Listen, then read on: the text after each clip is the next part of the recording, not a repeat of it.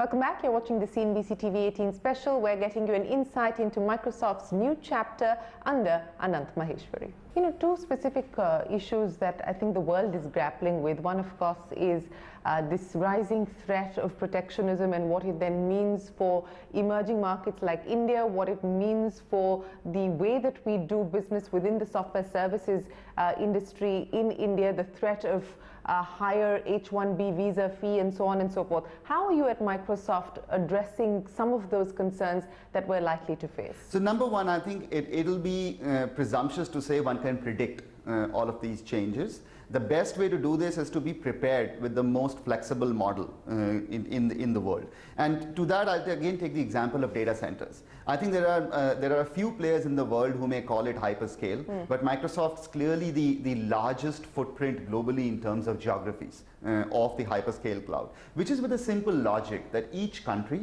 will have its own, or each region will have its own preferences, priorities as to how they think about many of these concerns. And we need to play with those laws of the land locally in each of those geographies. And that, I think, has been the infrastructure investment that Satya and the Microsoft leadership team have done over the last few years to just be prepared with a lot of these changes. And the other is, you know, just this business of the free movement of people. And I mean, this is a big deal specifically for the services industry, specifically for the IT industry. How do you see that impacting the innovative quotient, or the innovation quotient, if I could call it that? So again, I would say we'll have to innovate in our thinking around this. Today, with the Skype video, for example, today, I do a lot of work in person with people around the world, in Microsoft, in our partner ecosystem, with our customers, without leaving the office. Why can't we think, as we think about augmented reality in future, which is not too much in future, it may happen, it's already happening. Some people have already done it, some are moving forward to do it, and maybe in this calendar year. You asked me in the beginning about the calendar year, so it's happening today.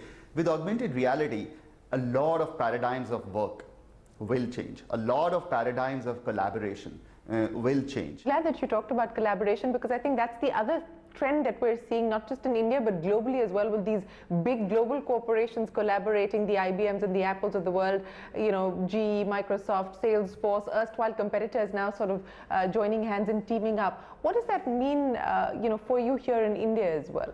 So first, I have to give credit. I came here just a few months back, but I think Satya and the leadership team have done a phenomenal job in completely changing that paradigm, where Microsoft has really partnered with every part of the ecosystem that you may see in the different industries that we operate in. Specifically in India, I think we have taken that global paradigm completely into India, but I think we've also had the benefit of having the Indian IT majors already in a very, very different play in India, and they've been global partners for us. So I would say there's just so much collaboration that we're doing with these big IT services companies also in creating new solutions for the world coming out of India. Microsoft is still awaiting regulatory clearances as far as the LinkedIn acquisition is concerned, but that will be a big play specifically here in India, given India's importance in the LinkedIn portfolio. So how do you see that playing out in the future? Good news there, it's done. It's done? I think we announced the global closure of the partnership there. We're all very excited with this new wave that will now happen with these two very interesting business models coming together. I think that again was a visionary acquisition that has happened. I would say everything that the two sides have said so far is just so encouraging about completely new use cases that are going to appear. We've begun work with some of our partner teams across the board, and I think 2017 will be the year where we'll have, I guess, a lot more to say as to how the two teams will come together and what new innovation will happen. Any more India-based investments? I mean, we're seeing this trend of a lot of people investing money in startups in India. You've, of course, been nurturing that ecosystem through Microsoft and the Accelerator program and so on and so forth. But anything interesting that we could expect in the year ahead? So you mentioned the Accelerator. I would just like to reiterate that point first. I think it's been a tremendously successful initiative for us in India. Going forward, I think in terms of the other areas that we may potentially look at, we're continuously looking. in terms of what we can do differently in different spaces that we operate in. And it's not just about thinking about equity as a model. Yeah. I think it's about many different forms of investment. Our data centers was a classical example. The Cybersecurity Engagement Center is a big example of what we've done in terms of investments in the country, because the country needs it. And we'll continue to do that as we go along. There are a lot of initiatives in play already. So what can we expect then in terms of investments, in terms of hiring more in India, in terms of new initiatives in 2017? So those are, I think, acceleration of either whether it's investments or hiring. I think that I would not say is game changing in the way you might be asking me the question. When it comes to the specific growth initiatives that we're driving, you'll see us do a lot more on the cloud in India, because I think we are also seeing that traction in the different parts of the ecosystem.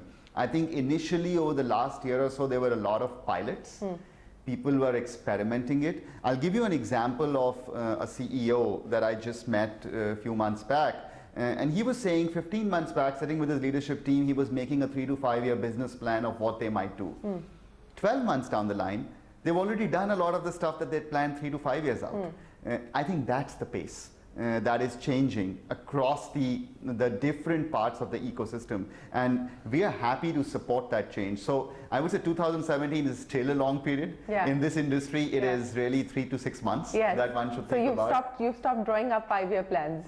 Oh yeah, in my previous sort of genre and the company that I was in, we had to think long term given the industries that we're operating in. Here I think the long term is important, but how you continue to perform in the short to medium term completely changes the landscape also. So the innovation is much faster in this landscape. So let me end by asking you, over the next 12 months, what do you believe could be the big game changer, and what are you most concerned about?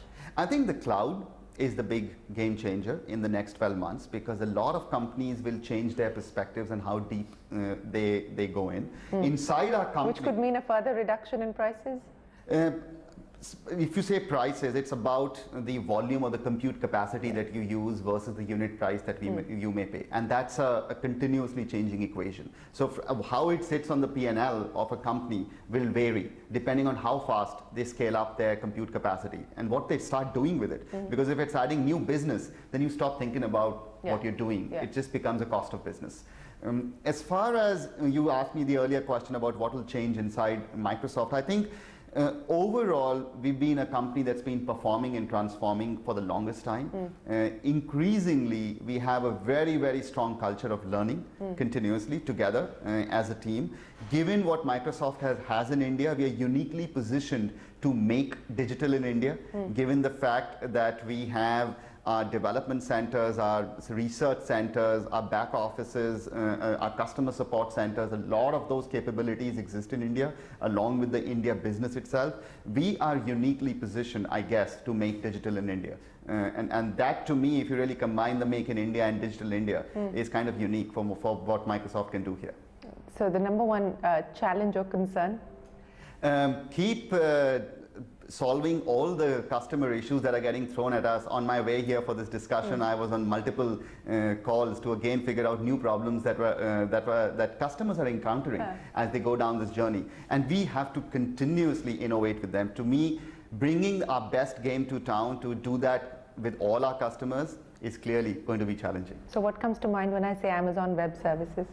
It is definitely a credible player in the market, and they've done some interesting stuff. As I think about that vis-a-vis Microsoft, I think we are uniquely positioned given the fact that we do not just infrastructure, but we also do platform as a service and software as a service, combined with the ability to do not just public cloud, but also private cloud and hybrid cloud. You start looking at the options that we can offer to our customer base. Maybe that's too many at times for our customers to begin with, but at the end of the day, they also recognize this is a game that they can stay with as they evolve. So that's the way I think about it. Well, Anant, we wish you the very best of luck. Thanks very much for speaking to us on CNBC TV 18, and we hope to check in with you over the next few months as you pick up steam here in your new avatar at Microsoft India. Thanks very much for your time. Look forward to Shereen. Thank you so much.